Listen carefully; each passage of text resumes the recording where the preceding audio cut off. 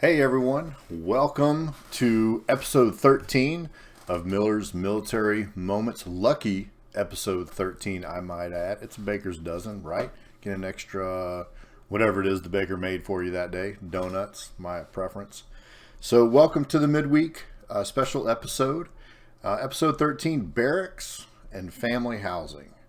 So if you receive my newsletter, which means you're subscribed on my website, you know that I've been talking about this for a few weeks, and I've mentioned that I'm going to do an episode on barracks situation in the Army and on-post family housing and how it works and pros and cons of each. So here we are. If you're on YouTube, make sure you hit the subscribe button and the little notification bell so you know when I publish a new episode. And for everybody, even the podcast listeners, head over to my website and check out millersmilitarymoments.com. Subscribe to my weekly newsletter if you're not already, and receive the updates, insights, and my final word about my show. And there's a new section called Show Notes where you can see a quick summary and some details about each show and possibly pictures if there was any pictures related to that show, which in episode 12 there were pictures related. So go over and check that out. And so today, let's get into on-post family housing and single soldier barracks. We'll start with on-post family housing and talk about, what that is, who qualifies for it, how do you get into it, pros and cons, stuff like that. So essentially, when you go to an installation, you can apply to live in on-post housing. If you are married, there's always exceptions to the rules, but essentially married and have a family. If you're single but you have custody of your children, if you're a single parent, you also can live there on post housing as well. So that's the main criteria. But generally, like if you're married and you have a family, you qualify for on post housing. Now that's if it's available. For example, when we first went to Fort Hood in 2002, we requested to live on post, and it was a 6-month waiting list. Yeah, 6-month waiting list. So what are we supposed to do? Well, you can receive a housing allowance, and that's equal to your rank and what the Army thinks is equivalent to the rent prices off post, and you can live off post and they'll give you that housing allowance to go live off post. So if you live on post, you don't have to pay rent or utilities, and you also don't get that housing allowance, obviously, but, so it can save you some money if you live in certain areas. So if the waiting list, like in that particular example, was 6 months long, you have an option. You can go live off post, which is what we ended up doing. So we lived on post one time in our career, and that was at Fort Eustis from 2007 to 2011 for 4 years. The fourth year I was in Egypt, but my family stayed in the house while I was gone. And we had a pretty good experience there, but it was, I don't want to say rare, unusual. Some of the things I'm going to talk about are generalities and not at every installation and in every on-post housing complex. So very similar to many places you can live, right? Some are better, some are not. We have issues about our funding and who's responsible for building and maintaining the houses. And I'm going to tell you a little bit about what I know, what I've experienced in the last couple of years working in a position in the facilities where I was able to meet with Department of Public Works directors and senior level Army leaders in facilities areas, and I learned a lot about the budgeting process and how much money is being spent where and who's in control of the on-post family housing money versus the barracks money and stuff like that. So I do have some insight to those issues, and we'll talk about some of them. So the other thing that will qualify you for your house or what size house is how many children do you have.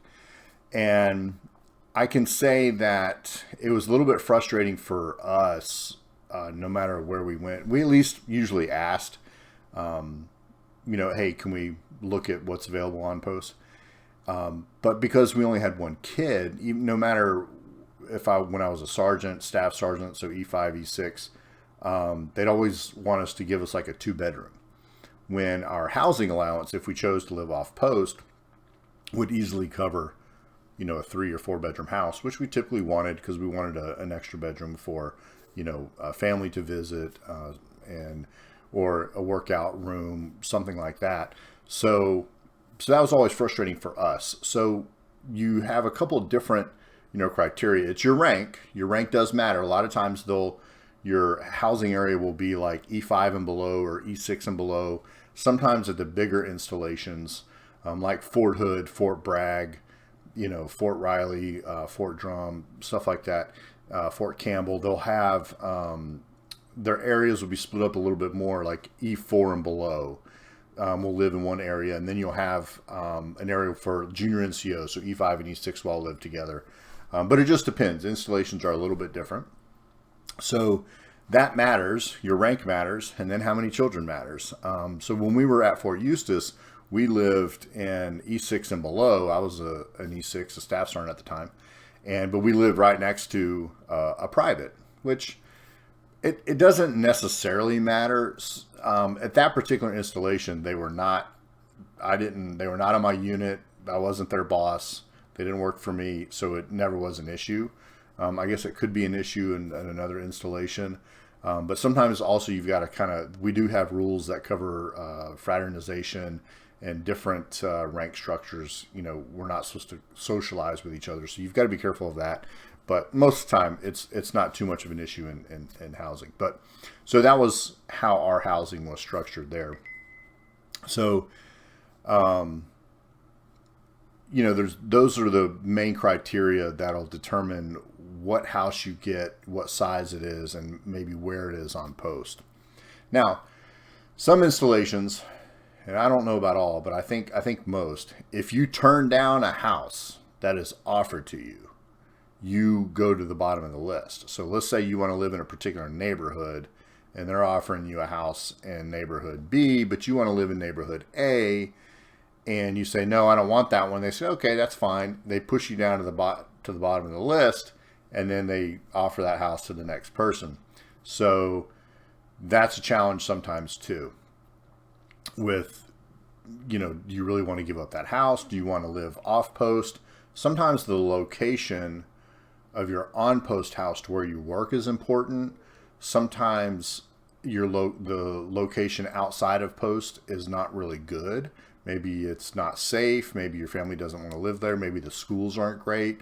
So you might take less of a house on post, but it really is an individual or a family's decision on what's best for them. But just so you know, that is how it works sometimes. Like if you say no, then you may go to the bottom of the list. And now what are you going to do? So you might have to take, something less than what you wanted just to get on post. So that can be an issue too.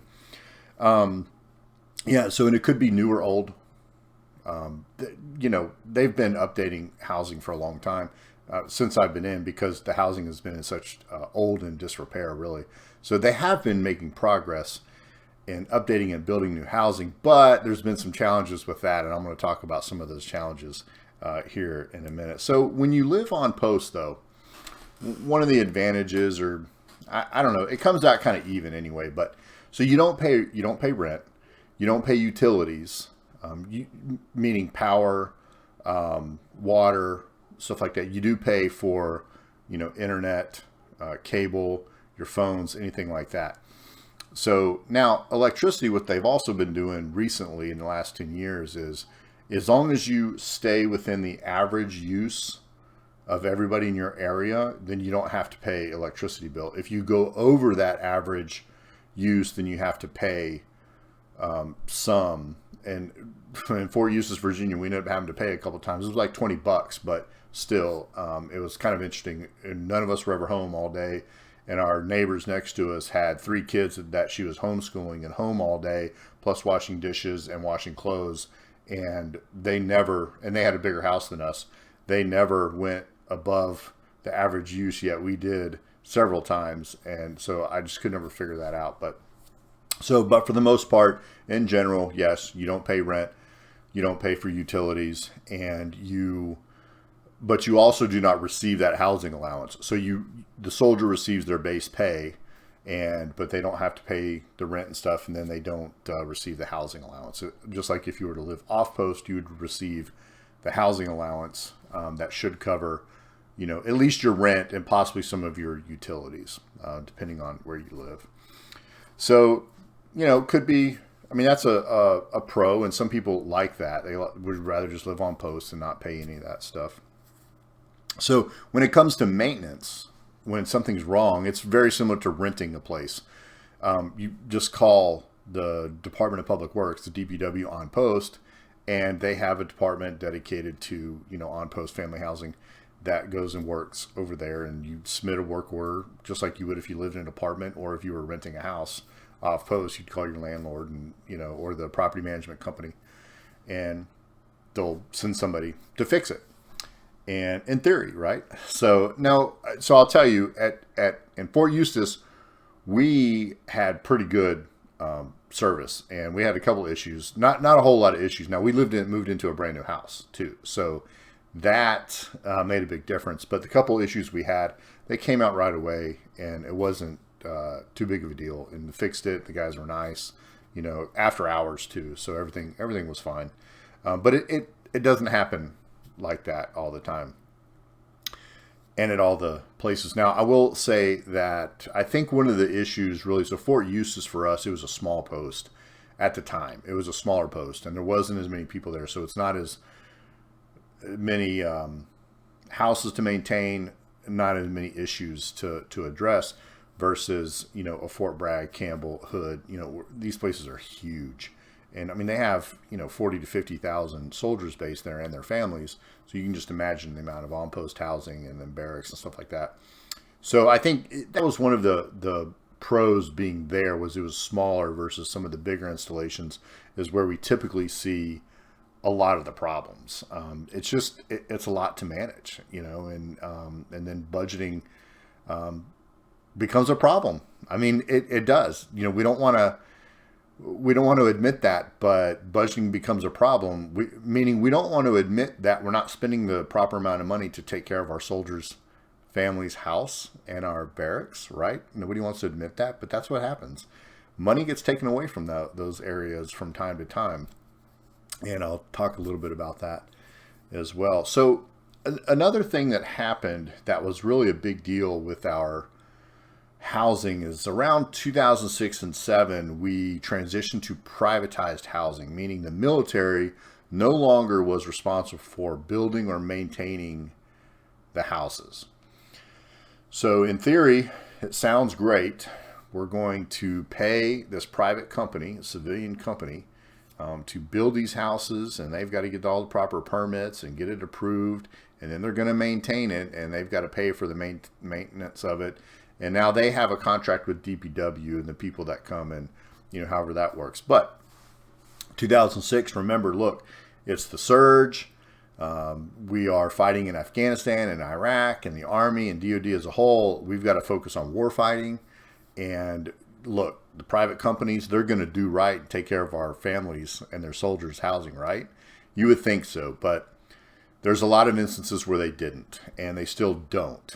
But at the time, that was the best decision that Army and DOD could make, and they thought it was the right way to go. Now, one of the problems with that as well is, and I learned this 2 years ago, those companies, because we were so overwhelmed with warfighting, those companies were allowed to write most of their contracts to include their maintenance contracts and their bonus levels for fixing certain priority level maintenance activities, how quickly they would fix them. And so what I found out too was, so a priority is immediate. We need to fix it right now. Like it's running water, stuff like that. No electricity, no AC, no heat, something like that. So what we found out was if they sent a technician, so they always send a technician immediately, right? A technician came out to verify what you called in is accurate. So that was considered addressing the concern or the maintenance activity. So every time they did that, they chalked it up as we went and fixed it. When they didn't really fix it, they just said, yes, it's broken and we need to fix it. But that made them look like they had a 100% rating and they were getting huge bonuses for doing that. And then it could take up to a week or so and then to go and fix it. Yet on their stats and their reporting, it always looked great. And as far as like the soldiers, figuring out, and the family members trying to figure out like who to talk to, who to quote complain to. So it was a very challenging process because it's privatized housing. So it's like I'm calling, the owner and complaining to him about his company. Well, they don't care. I mean, they really don't. So we couldn't figure out who to call in the Army. And I say we as general people in the Army. So who do we call in the Army to complain about these things? And there was a lot of challenges with that. And it was going on for a long time, and which has led to very poor housing construction, very poor housing maintenance. And 2 years ago, there was a housing crisis at Fort Bragg with all this mold and broken pipes and maintenance activities not getting done and completed. And it, made the news for once. Like, what made it make the news then and not the other 100 times that it was going on, right? So it finally got the news, it got some attention, and they were addressing it. And at the same time, the barracks had issues and stuff like that. So there were, some issues being addressed. And that is around the time when I learned all about these contracts and how they need to be redone. And one thing I'll say too is, unfortunately, a lot of the people in the Army, when you look at, and I think the other services are similar, the actual service member that are in positions with facilities or installation management command, they're only in those positions for a year, 2 years, maybe 3 at the most, and then they move on. So we rely on civilian, we'll call them deputies or vice presidents, to maintain continuity in all of these places and all of these jobs. And they may stay for a while and they'll create those continuities. But so for the service member that's in charge, they're not necessarily in charge. And then that civilian knows that that service member is going to leave after a while. So even if they try to change it and make an impact, they'll just outweigh them and know that they're going to leave and be like, oh, okay, now let's go back to how we were doing it before. And there's potential for kickbacks and improprieties and all that stuff. We know that happens a lot. So definitely a lot of challenges there with the privatized housing. So their profits were going through the roof the last 10 years, making tons of money, yet the houses were, the craftsmanship, especially at Fort Hood and in Hawaii, in particular with a company called Lend-Lease, was going way down, and their maintenance was getting worse, and they weren't addressing people's, issues. And so people were starting to try to reach out to congressional representatives for assistance, for help. They've gotten some traction in it and, trying to get some help. But I'll tell you that recently the Army just gave Lend-Lease a $1.1 billion contract to fix all of the things that they haven't fixed and they let go at Fort Hood and Hawaii. So they, let the fox in the hen house, essentially. Lend-Lease is responsible for all the issues that are going on and the shoddy maintenance, and then we turn around and give them another $1 billion to go fix it, which is totally wrong. But it happens more times than I can think of. I mean, all the time. And I'll kind of expand that to many people know that if you can get a contract with the government, and specifically one of the armed services, it's like a gold mine.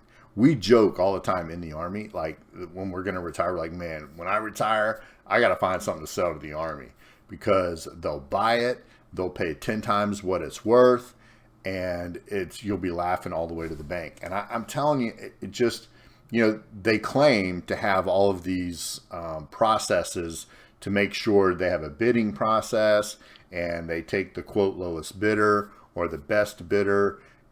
But people know that a lot of times, because you get that government contract, the volume that's involved, that it's worth so much money that they're willing to lie, cheat, and steal, do whatever they can to get that contract. And, profits a lot of times are just worth more than morals and ethics. And so this particular company is now getting more money to go and fix a lot of these problems at Fort Hood. There's a lot of people out there that are raising the alarms and raising the bell, saying, hey, this is wrong. So this isn't new. I'm not, the only voice out here that's talking about this. But for those of you that don't know, that is what's going on out there. So if you don't want to live on post, if you don't want to live in family housing, your option is you can live off post and you can receive your housing allowance, which we've done most of our Army career. Like I said, we only lived on post the one time at Fort Eustis, and it worked out well for us. But other than that, we have always lived off post and used our housing allowance to pay for our rent or mortgage, in which it's usually always covered it, pretty well. So there is that option. And, until the Army gets more control over those privatized builders and property managers, then, living off post might be the best option for most families. So, but at least there is that option. But that's how it works in the Army for, if you want to live on post or off post. And so most places you have a choice, but there's some pros and cons to each one. So let's get into the barracks. So what are the barracks like?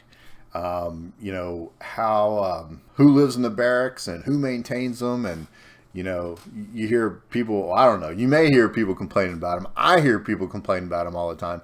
So I'll also tell you, if you don't know me personally, I've never lived in the barracks because when I came in the Army, I've been married the whole time. Now, I've been in the barracks a lot, meaning in my early days of Fort Hood, everybody would have to go and help clean the barracks, they call them GI parties. But as a leader, I always had soldiers living in the barracks. So I've been involved there. And then my last couple years, when I was working every day here at Fort Bragg, I had the opportunity to work in the facilities section at a brigade level, which allowed me to, so really I was managing 9 buildings with 950 beds in them. And then, we typically had around 850 to 900 soldiers at a time living in the barracks. So I had an opportunity to work closely with the different units that lived in those buildings, and had an opportunity to go to higher level meetings at Division and Corps, and also at, so DPW, the Civilian Department of Public Works, which is the civilian, contractors that do all the maintenance, and they basically spend the Army's money when it comes to building, construction, and maintaining facilities. And it comes from another command called Installation Management Command. But anyway, for 2 years, I had an opportunity to work in that area. So I learned a lot about how the barracks work, the good and bad parts about them. And that's kind of what, I'll share with you today. So single soldiers, look, if you're E5 and below, you don't have a choice. So you are living in the barracks. Most installations it's E5 and below. I think overseas it might be E6. But as that buck sergeant, you are single, you're living in the barracks. So some people say, well, they're just like a dorm room. Well, not exactly. And I don't like that comparison, because a dorm room, is somebody that's going to college. It definitely is temporary. Not that a barracks situation isn't, but the barracks is housing that the government is providing a soldier. This is somebody that is their job. They're living there because that is their job, and they are doing something inherently dangerous for our nation. So it should be better than a dorm room. of 4 square walls and, a couple beds and a couple desks. So, but if you're that E5 and below, you're going to go live in there. Your roommate is determined by gender. So 2 males will live together. 2 females will live together. And then it's not always separated by floor. So you could have male and females on the same floor. And each set of rooms, so you have 2 rooms together, they share 1 bathroom. So 2 people per bathroom. There is no common bathroom down the hall. Now, I will say, not every installation is the same either. So there's different barrack styles at different installations. And really the bigger installations, the Fort Bragg, the Fort Hood, Fort Campbell, again, they have some of the oldest and the worst barracks because they're the largest and they have so many, and it costs so much money to go and renovate these barracks. So it just takes way too long, way too much money. Okay. So some of the other places, the other installations that are smaller, it doesn't cost much money, and then they get their piece of the pie and they update and upgrade the barracks, and they're a little bit better. But most of the barracks are, you each have a single room inside, and where you can close the door. So you have your bed, a desk, a chair, a dresser, and then a closet. And then you have a bathroom that you each share, and it could be in a common area or in between your rooms. And then you have a kitchenette, a small kitchenette. It's got a 2-person or a 2-burner stove and a fridge, medium-sized fridge, and a microwave. And that's it. So a small table with 2 chairs might be in there depending on which barracks you're in, but there's no living room area. There's nowhere to hang out with your friends. If you have a couple friends over, you might stand in the kitchen area, but if you put a couple chairs in there, that's it. Like, you can't really even sit around that little table. If you go into somebody's room, it's just as small, like you're sitting on their bed. So it's not a great place to hang out. You do have some privacy, so you can close your door, which is great. I'm all about that. But not all of them have kitchenettes. That's the other thing. Many of them, and I saw this at Fort Bragg, many of them have a fridge and a microwave, and then a little bitty sink. Like, I'm not joking when I say it's like maybe 12 inches by 12 inches square. Okay, it's not little bitty, and like 2 cabinets above it. And so the other soldiers that have the kitchenette, like, they have a regular size sink, several cabinets, a little bit of counter space, so that they can do stuff in the kitchen. But not all of them have kitchenettes, so that's kind of an issue, and they're working on upgrading them. But look, it's 2021. It's 2021, and this is how we want our barrack soldiers to live. Like, it's okay. Like, no. And in fact, in my opinion, they should, if it's a 2-bedroom or a 4-bedroom that has a common area, like a living room with a TV and stuff, at a minimum, like almost like a 2-bedroom apartment, right? It should be like a 2-bedroom apartment if they lived off post, and that has a living room, a kitchen, washer and dryer. So in the barracks, there are washers and dryers. If at best it's on their floor down the hall, there's, let's just say, 4 washers and 4 dryers at best. Several places do not have them on the floor.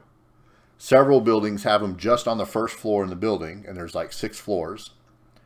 Other places have them in a common building across the way, like you've got to go outside and walk down the sidewalk, and there's a bunch of washers and dryers in a common building. And this is how we want our soldiers to live, our single soldiers to live. And to me, that's unacceptable. It should be like a 2-bedroom apartment, so that they have, washers and dryers in there. They have kitchens, and they have living rooms so that they can relax and hang out. That's where they live, and it doesn't get treated like that enough, in my opinion. So many of them are old. They're moldy. Their hot water goes out all the time. The AC goes out all the time. So the last 2 years, the thing is, at Fort Bragg, to even get DPW to come out when the AC is blowing hot air, it's got to be above 82 degrees. And not because we're in the 82nd Airborne Division. That's actually regulatory. If it's 81 and below, it's within regulation and it's okay. That is not okay. And so I told the soldiers, when you call it in, it's 82 or higher every time. I don't care what the thermostat says. Now, it's a centrally controlled thermostat, or centrally controlled AC. So typically, if it's out on one room, it's going to be out in several, or the floor. So, but it goes out all the time. The hot water goes out all the time. I mean, I can't tell you how many times soldiers would be calling it in, and then they would call me and be like, well, it's, or their first sergeants would call me like, man, the hot water's got out in this building like 5 times. I'm like, okay, got it. I'll try to make some calls and try to figure out a longer term solution, and I'll contact other people. But it's frustrating. It's very frustrating because it's old, and the systems don't work like they're supposed to, and they don't spend the right money to upgrade them. So how does a soldier call for maintenance? So we talked about, on-post housing. It's like you're renting a place. Well, the barracks are sort of similar, sort of. So what happens now, what's been happening is you have an NCO, a non-commissioned officer, usually a junior sergeant or a staff sergeant, that's called the Barracks Manager. This Barracks Manager is in charge of that entire building for that unit. And they would fill out a piece of paper, or the soldier would fill out a piece of paper, or maybe even call and say, hey, I've got this problem. And then that NCO would call Department of Public Works and call in a work order for that to be fixed. And that Barracks Manager, that was kind of his job. So he didn't go work on helicopters anymore, or whatever it was he did. That was like his job, and he would maintain the work orders and stuff. So, but a lot of times they need to get into the room to do stuff, and now the soldier's not there because the soldier didn't call in the work order. So really, the soldier could the whole time and should have been able to just call the work order and then report the work order numbers to their chain of command, because their chain of command needs to know and needs to be involved, so to make sure it's getting done, right? Because if it's not getting done, hey, the first sergeant, definitely, sergeant major can call and be like, hey, why aren't you fixing my soldier's room, take care of it. So, but the Army did just come out with an app to hopefully make this process better. Now, the app, I'm not a huge fan of it, meaning so the soldier can fill out the app and it goes directly to DPW. Now, it doesn't go to the chain of command. Now, the chain of command can look in a different system for the work order number and stuff like that. But to me, they could have just called the whole time. Like, this isn't groundbreaking. This isn't an earth-shattering app. Now, I understand the kids with technology today, like it seems easier for them to just use an app versus call. So in that regard, that's great. Now, but the issue hasn't been calling in work orders. The issue has been DPW coming out and fixing the work orders, and the units, the soldiers living there, following up on those work orders to make sure it's been fixed. So not necessarily the initial call, but it's the follow-up where we've been missing out and stuff like that. And then the other thing is it's the overarching big problems that we're not addressing. And that's the AC systems are too small for the buildings. The duct systems are too small and cannot pull enough humidity out of the air.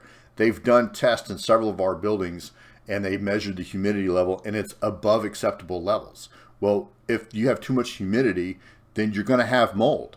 Like, that's not rocket science. Like, that's just how it works. It's not the soldier's fault for being dirty. It's the system's fault for not working. And when they close their doors and there's no ceiling fans or anything going around, and the HVAC system cannot pull the humidity out of the air, well, you're going to get humidity. And then we've got to call in, you're going to get mold. Then we're going to have to call in mold remediation teams, and that costs money. But that's a temporary fix. All of that is a temporary fix until they fix the HVAC units or build new buildings. So, which we know they're just not going to do for the most part. So, calling in the work orders, tracking the work orders. Another issue with the barracks is that the leadership your leadership is in your living space a lot. Now, under the guise of we're here to make sure you're living well, we're here just to check on you. So that's what they're supposed to be doing. Now, how it comes across often is you're trying to catch me doing something bad. You're invading my privacy. So think about if your boss came by your house off post every day or once a week, came by to walk through your house, look at everything. Now, part of this, I understand they are stewards of the Army and the government's equipment. So we need to make sure they're taking care of it for sure. But there's a limit, and there should be a limit. And most units and their standard operating procedures list how many times people should go through the barracks. And let's just say that sergeant should go through the barracks every day. That staff sergeant should go, the squad leader should go through there twice a week. You know, the platoon sergeant every other week. The first sergeant once a month. I mean, it specifically says that in a lot of units, SOPs.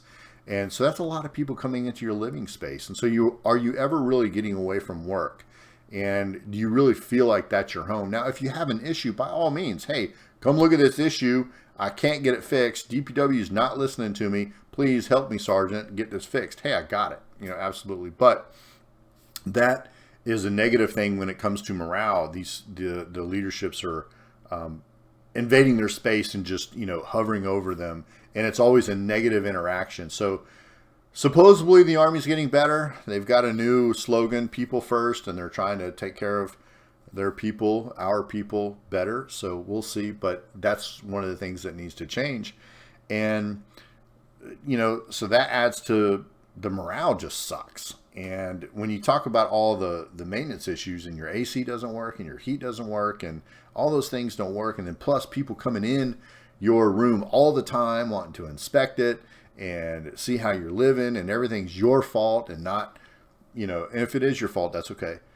Take responsibility and fix it. But, you know, it's not DPW's fault. And so the morale sucks. So the privates, they go and find the stripper and they get married. And I say that jokingly, half jokingly, really, because it happens a lot. But they go and find somebody and they get married so that they can move off post. They can receive the housing allowance and they can move off post. Now, look, BH fraud, housing allowance fraud, is a real thing. And if you get caught, if it really is fraud, you can get in trouble. And people have gotten in trouble in the past. Not a whole lot, okay? But most of the time they can fake the funk. Or, you know, heck, they just, you know, pretend they are in love or whatever. And but a lot of times it doesn't end well, as we know. But that's what they do. They'll do anything to get out of the barracks. I mean, why? You know, well, I mean, I told you why. It's not a great place to live. It's not fun. It's not relaxing. They don't feel, you know, like they get in bond with their teammates and their friends. And there's always just somebody overlooking them. It's not, you know, a comfortable place to live. You know, something's always broken, AC, heat. It's like, you know, so it sucks. But so a little bit about money when it comes to fixing the barracks. And I wanted to share this and what I learned. So if you all are familiar with sequestration, when that hit in 2013, so when our Congress couldn't come up with a budget or a spending bill, and the government kept shutting down, and they would open up for a couple weeks, and the administration was arguing with Congress, and they could never, you know, figure it out. So they said, hey, if we can't figure it out, we're going to put these drastic measures in that we're going to cut all this spending, which they were hoping that would be drastic enough for them to come up with a deal. Well, they couldn't come up with a deal, so a lot of this drastic spending cuts happened, and it was, you know, the military was definitely on the brunt end of that.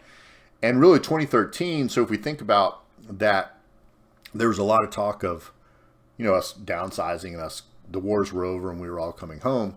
Well, it's 2021 and we're not all home. So, and I'll tell you, 13, 14, I deployed to Afghanistan again. And 16, 17, I deployed to Afghanistan again. So we were still deploying, aviation was still deploying all over the place, and even other units too. But so they were cutting funds while we were still deployed, and but there was, it sounded good to the press, and it sounded good to most of America. Yeah, we're coming home, so we don't need that much money for operations and our military and stuff like that. So when that happened, specifically for facilities, and when we talk about Fort Bragg, there's 121 barracks buildings on Fort Bragg. A lot, right? So from 2013 to 2020, because of sequestration and a lot of the limits and on the spending, even when the new election came in and the new administration came in 2017, we were short $500 million in facilities and infrastructure money. That's just Fort Bragg. So you can imagine Hood, Campbell, everybody else the same. Hunter Army Airfield, Fort Stewart down there in Georgia, they're all the same. The other branch is probably the same too. So they had to divert money from, facilities, infrastructure over to operations because we still needed the money to operate.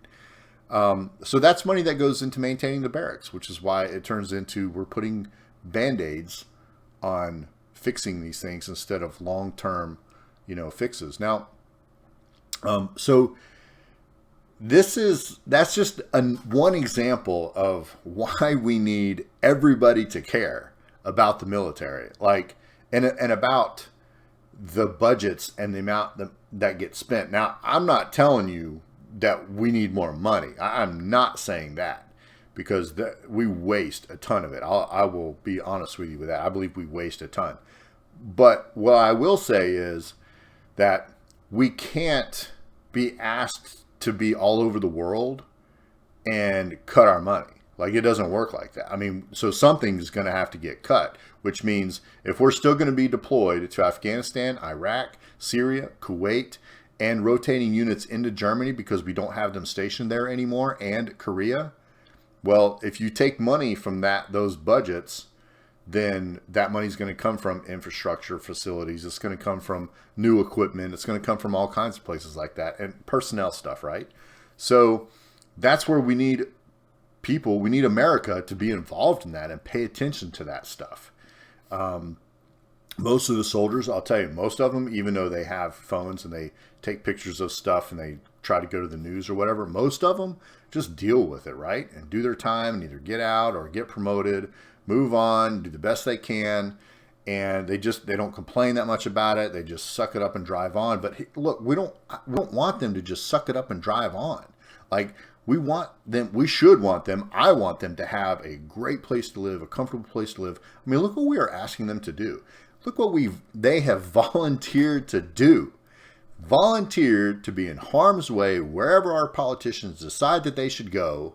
So in the world, and do horrible things sometimes in order to accomplish the mission, to either protect another group of people, to protect us, whatever the cause is, right? So when they come home, they should have the best place to stay, the best place to live, the best food, yet in many instances, they get the worst. And it's just not right. It's not fair. I don't like it. And I think it needs to change. So there is an initiative in the Army that they said $10 billion over the next 10 years to help the barracks infrastructure get better. And while that sounds great, it doesn't do anything for them today. What I am worried about, concerned about, is anything long-term typically doesn't work. I'll kind of go back to earlier when I was talking about the leaders, the Army leaders. They're only in those positions for so long, and then they're out of there. And then a new initiative comes in. A new person comes in with a new initiative or new challenges and say, well, we're not going to do that anymore. We'll just change it. Now we're going to do this. That happens. The other thing that happens is when we have our elections. So when Congress changes over, or changes the majority, or when we have our presidential elections and that party changes, even if it's one party, the same person for 8 years, or the same party, eventually it tends to change. When you look at, I don't even know, the last 50 years, one party has typically not been in, it doesn't stay in charge for too long, you know. So everybody changes. And another agency that suffers from the same thing is NASA. I'll tell you that. I love space. I love NASA. We're up in Mars. You know, the thing that Mars Perseverance rover, I know I'm sidetracked right now, but I was so excited about it landing there and seeing the pictures and hearing the wind from up there. Anyway, so when we don't have consistent long-term budgets, we tend to make a lot of short-term decisions. And when we talk about facilities and infrastructure, those are long-term decisions that we need money like that's going to stay there, that's going to be in that pot and not get pulled from or moved. So when it comes to our DoD budget, I mean, we definitely need more consistency. Now, hey, I'm all for bringing a whole lot of people home, honestly, and cutting our budget some. I'm all for that. I'm not saying, I'm not a war hawk, and I'm not saying we need to spend all this money, you know, on war all over the place. Look, we could reduce our budget and we could bring a whole lot of people home and maybe actually focus on our infrastructure and facilities just like we need to do for the rest of our nation. So that could be an option. But so that's why we need more people involved or more people to care about these congressional budgets and what happens. And I know there's a whole lot more to it, and it's a lot more politics than I even want to get into for sure. But that's one of those things that is important. And unfortunately, the military-industrial complex is so strong and so powerful that they will get so much of the money spent on new products, equipment, and stuff because that keeps them going. Most of the companies in the military-industrial complex have spread out all across the country, are in multiple congressional, senatorial districts so that they can influence both Republicans and Democrats. It doesn't matter. And they're going to get their money and they're going to get their contracts. So I get it. It's tough. But, you know, one of the things I think about is how we can have an impact and influence this is the people have got to, whether it's protest or, you know, create a loud voice and say, we want change. And, you know, I look back at the Vietnam War, and while a tough and challenging time, there were just tons of protests and people rioting about, you know, we don't want to be there. We didn't want, you know, the war. There was the draft. I mean, all these things. So the people voiced, you know, their negative opinion about it. And it took a long time, but eventually, you know, we did come home. But so we don't have that today. And part of the reason is because it's an all volunteer force. That's one reason. And the second reason is our government has not asked anything of our public to support the war effort. So when you have skin in the game, if you have somebody that's been drafted or you have somebody that's serving directly, that's your son or daughter or your brother, sister, mom, dad, it matters to you. It means more to you. And that's just a fact. And I'm not knocking anybody for not serving or anything like that. I'm really asking for those that haven't had that somebody direct serving to at least pay attention. But a lot of times what makes them pay attention is when we're at war, the government typically asks something from the civilian population, whether, hey, we got to raise taxes because this war is expensive. In this war, we didn't do that. So nobody had to pay any more taxes, so it didn't hit them in the pocketbook. There was no rationing on gas. There was no rationing on meat. There was nothing impacted our general population while we were at war. So you could still take your boat to the weekend and enjoy your time with your family. You could live your entire life and not know somebody that has served or lived in these crappy barracks or these crappy on-post housing with mold and everything while their soldiers overseas fighting for you to be able to do that. So that's why we need more people to have skin in the game and to care and to, you know, make a statement and say, look, we need to take better care of these veterans when they're out, but also the active duty when they're in, and make sure they have, you know, the best places to live, the best medical care, all that kind of stuff, and which we just don't have. And it's incredible to me how wealthy of a country we are and how much we do spend on military, but we don't spend it in the right ways. And then we just, as a nation, we just kind of let it happen and let it go. But I think a lot of it is our government's fault and how they've created this all volunteer force and have not asked anything of the public. When you go back and look at historical tax rates, and I'll tell you, look, I'm not a big tax. I don't want to raise taxes. I'm not a big, tax person. But when we've typically been at war, we have always raised taxes in order to pay for it. And not only to pay for it, okay, that would have been a big part, but it makes you have skin in the game. If Uncle Sam is taking money out of your check to pay for this war, well, maybe you think twice about this war, and maybe you all of a sudden like, you know what, this has been going on for too long. How about let's not do this anymore, and we're done with this whole war thing, right? So we start to protest and make it known that we don't want to be there anymore. So that's what I mean by, skin in the game. We need your voice out there. The soldiers need, and the families need your voice. Everyone else that's outside our gates and our sphere to make those, make their voices heard and say, we've got to take better care of our soldiers and their families. And we're just not doing it because we just need your help. We definitely need your help. So, so how do you, how would you want us to live? And think about that. So what would you want? What kind of barracks would you want us to live in? What kind of housing would you want us to live in? So think about that, as we kind of wrap the show up. And, if it's a lot better than what we have right now, then, well, how are we going to do that? And I know everybody's busy. Everybody's life is busy, and a lot of people don't care about politics anymore. And trust me, I'm just as frustrated with politics. But unfortunately, they're the ones that control the budgets and the money. And so, not that I really want to get involved in the political aspect of it, but trying to figure out how we can get the budgeting and the money spent better in the better places. So, so just think about that. And until America voices her opinion, nothing changes. Think about that. Until America voices her opinion and makes